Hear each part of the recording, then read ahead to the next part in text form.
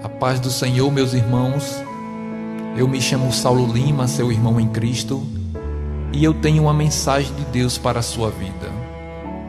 Eu vou ler aqui no livro de Ruth, no capítulo 1, a partir do versículo 19, que diz o seguinte: Assim, pois, foram-se ambas até que chegaram a Belém.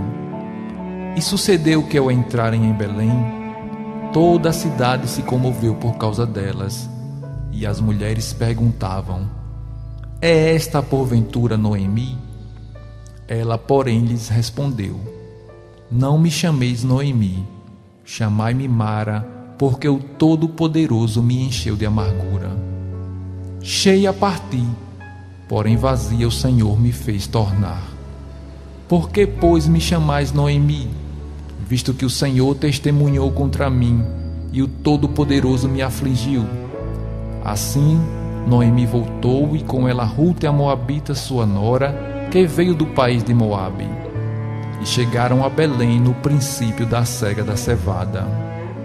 Bom, meus irmãos, o que logo me chama a atenção nessa passagem que eu acabei de ler é a profunda dor expressada nas palavras de Noemi e a forma como esta atribui ao Senhor o seu sofrimento. Pois, segundo as próprias palavras de Noemi, o Senhor estava derramando aflições sobre a sua vida. É bom ressaltarmos que essas palavras foram ditas no momento de muita aflição. Elas estavam envolvidas por um contexto de muita amargura.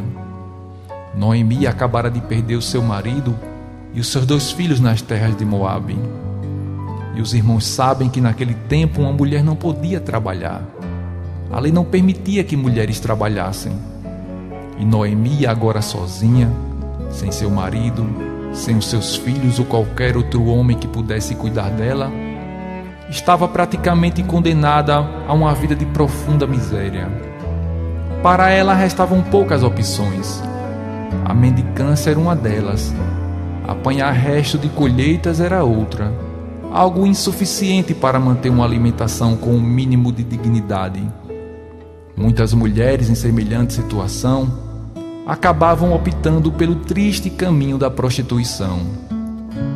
Entendendo então um pouco mais sobre o contexto que envolvia a situação daquela mulher, naturalmente nos vem à mente um questionamento: o porquê outrora Noemi resolveu partir das terras de Israel rumo às terras de Moabe? Porque, segundo as próprias palavras da Noemi, cheia ela estava quando partiu. E se cheia ela estava quando partiu, então por que ela partiu? Por que ela deixou a terra para a qual Deus a chamou, na qual Deus a plantou, a regou, fez promessas e partiu em direção à terra cheia de pecados, tomada por abominações, subjugada a um falso Deus, um ídolo pagão que é abominação aos olhos do Senhor? Meus irmãos, a Bíblia nos diz que o motivo dessa partida foi uma grande fome que assolava as terras de Israel naqueles dias. E que enquanto as demais famílias daquela terra resolveram ficar e esperarem a providência divina, a família de Noemi resolveu partir em busca do pão nas terras de Moabe. Certamente quem tomou essa decisão foi o marido de Noemi, e ela e seus 2 filhos apenas o seguiram. É bem verdade que os rapazes poderiam ter buscado a emancipação e ficado nas terras de Israel. Porém, eles também decidiram seguir os seus pais e ainda mais tomaram mulheres moabitas como esposas, algo totalmente contrário à lei de Deus naqueles tempos. Concluindo então que Noemi foi a única que de fato não partiu de livre e espontânea vontade, que ela, apenas como uma boa esposa, seguiu seu marido naquela empreitada. Talvez por isso tenha sido ela a única a voltar com vida daquelas terras. Tenha sido ela a única alcançada pela misericórdia do Senhor, mesmo estando em terra tão distante. Que isto sirva de exemplo para todos nós, irmãos. Nós que estamos na casa do Senhor, na sua presença, que jamais coloquemos em nossos corações o intuito de buscarmos soluções em outro local que não na presença do Senhor. Que jamais resolvamos buscar pão em outras mãos que não das mãos do Deus vivo. Pois assim como aquela família que fugindo da fome até que acabou encontrando pão nas terras de Moabe, porém um pão amaldiçoado que carregava consigo muitas destruições e que acabou levando aquela família a tão grande ruína? Assim será se nós também sairmos por aí precipitadamente tentando saciar alguma possível sede que estivermos sentindo nesse momento. No mundo aí fora, até podemos encontrar algum tipo de água que por um momento pareça matar a nossa sede e nos dá algum tipo de prazer. Porém, seria como encontrar águas empoçadas em lamaçais cheios de bactérias, nocivas à nossa saúde, repletas de doenças que cedo ou tarde nos destruiriam implacavelmente. Se mesmo na presença do Senhor estivermos sentindo falta de alguma coisa, saibamos esperar com paciência, pois o Senhor virá e fará chover das suas águas sobre nós, ou até mesmo fará brotar águas da rocha, mas saciará a nossa sede no tempo oportuno, pois a bênção do Senhor é a única que enriquece e não acrescenta dores. Para ficarmos firmes, meus irmãos, é muito importante trazermos à nossa memória aquilo que pode nos trazer esperança, as lembranças de todas as maravilhas que Deus já realizou em nossa vida.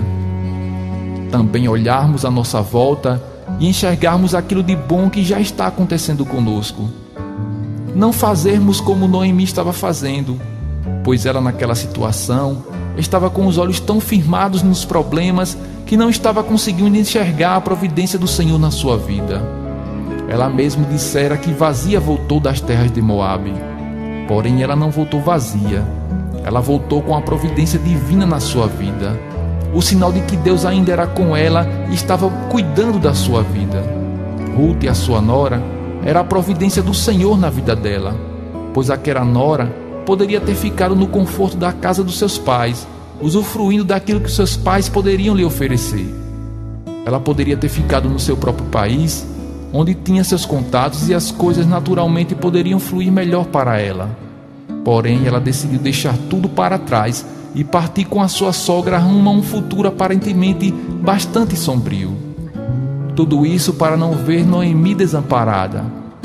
Ruth, meus irmãos, não tinha condições nem de cuidar dela mesma, porém firmou no seu coração cuidar da sua sogra e não desampará-la.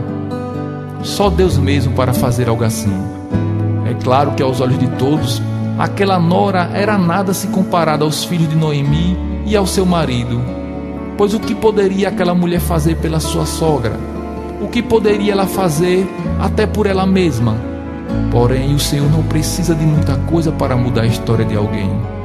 E Ruth, se colocando como vaso nas mãos do Senhor para abençoar de maneira tão bonita a vida da sua sogra, acabaria virando ditado na boca das mulheres de Israel, pois no futuro essas diriam: esta é para ti, Noemi, melhor do que 7 filhos.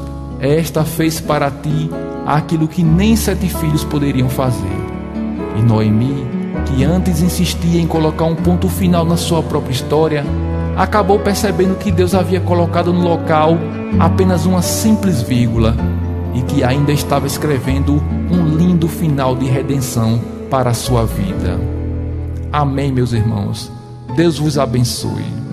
Que saibamos guardar a nossa fé, permanecer no local para o qual Deus nos chamou e esperarmos a providência do Senhor, sempre olhando o mínimo sinal de providência divina que esteja à nossa volta, porque cedo o Senhor virá e trará a nossa vitória em nome de Jesus.